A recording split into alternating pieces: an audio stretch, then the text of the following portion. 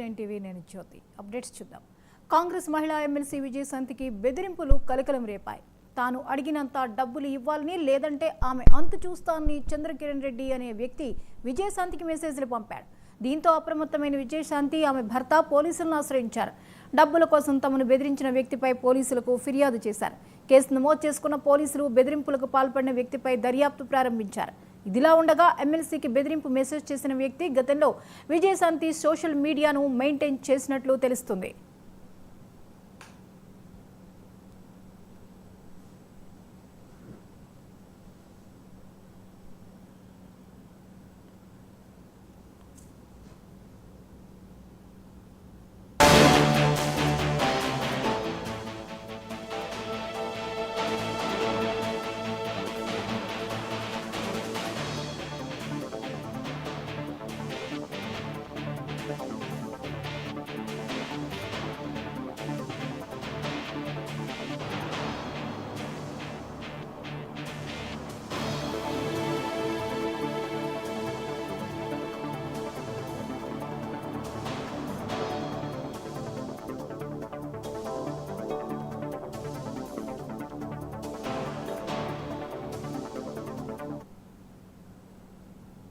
కాంగ్రెస్ మహిళా ఎమ్మెల్సీ విజయశాంతికి బెదిరింపులు కలకలం రేపాయి. తాను అడిగినంత డబ్బులు ఇవ్వాలని లేదంటే ఆమె అంతు చూస్తానని చంద్రకిరణ్ రెడ్డి అనే వ్యక్తి విజయశాంతికి మెసేజ్లు పంపాడు.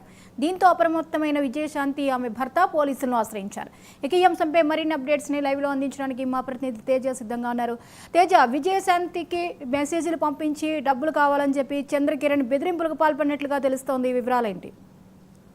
మనం ఇటీవల కాలంలో చూస్తూనే ఉన్నాం. చాలా ఈజీ మనీకి అలవాటు పడిపోయి అందరూ కూడా ఏ విధమైనటువంటి దారుణాలు చేస్తున్నారు అనేటువంటి పరిస్థితులు మనం చూస్తూనే ఉన్నాం. ఇదే నేపథ్యంలో అంటే కొంతమంది బెట్టింగ్ యాప్ల ద్వారా కానివ్వండి, కొంతమంది బ్లాక్మెయిల్ ద్వారా కానివ్వండి, ఈ విధంగా కూడా డబ్బులు దండుకునేటువంటి ప్రయత్నం చేస్తున్నారు.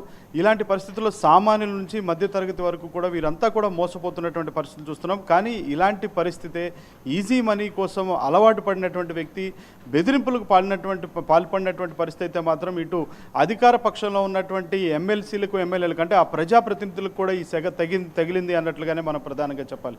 ఇక వివరాలు చూస్తే మాత్రం తెలంగాణ రాములమ్మగా పేరుగాంచినటువంటి అంటే ప్రముఖ నటి, అదేవిధంగా కాంగ్రెస్ ఎమ్మెల్సీగా ఉన్నటువంటి విజయశాంతికి అయితే మాత్రం నీ అంతు చూస్తాము, నీ బండారం బయట పెడతాం అనేటువంటి స్థాయిలో కూడా, నరకం అంటే ఏంటో చూపిస్తాం అనేటువంటి స్థాయిలో కూడా విజయశాంతికి అయితే బెదిరింపులు వచ్చినటువంటి పరిస్థితి.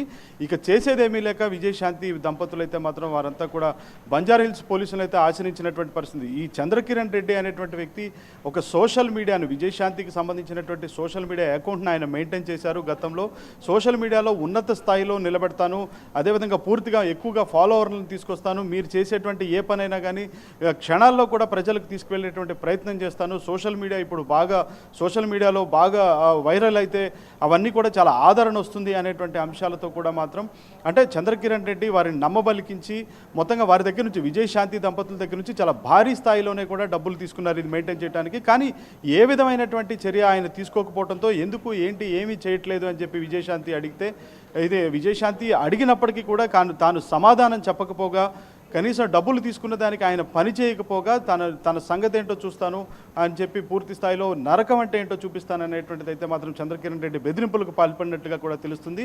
దానికి సంబంధించి కొన్ని మెసేజ్లు, అదేవిధంగా ఆయన చంద్రకిరణ్ రెడ్డి పంపించినటువంటి మెసేజ్లు, ఆ ఫోన్ కాల్స్ డేటా ఏదైతే ఉందో అవన్నీ కూడా మొత్తంగా ఇటు బంజారాహిల్స్ పోలీసులను అయితే విజయశాంతి ఆశ్రయించారు. అక్కడ ఉన్నటువంటి తన దగ్గర ఉన్నటువంటి ఎవిడెన్స్ మొత్తం కూడా బంజారాహిల్స్ పోలీసులకైతే మాత్రం సబ్మిట్ చేశారు. బంజారాహిల్స్ పోలీసులు అయితే మాత్రం కేసు నమోదు చేసి వారంతా కూడా దర్యాప్తు చేస్తున్నటువంటి పరిస్థితి మనం చెప్పాలి. జ్యోతి, తేజ, ఇప్పుడు జనరల్గా ఈ క్రైమ్స్కి పాల్పడుతున్న వారు అన్నోన్ పర్సన్స్ కాల్స్ ద్వారానో ఇంకొకటి ద్వారానో మనీని దోచుకోవడం అనేది మనం ఈ మధ్యకాలంలో చాలా ఎక్కువగా చూస్తున్నాం. అయితే ఇక్కడ చంద్రకిరణ్ రెడ్డి అనేది డిఫరెంట్, సోషల్ మీడియా మెయింటైన్ చేస్తూ తనకి ఇది బాగా తెలిసినటువంటి వ్యక్తి.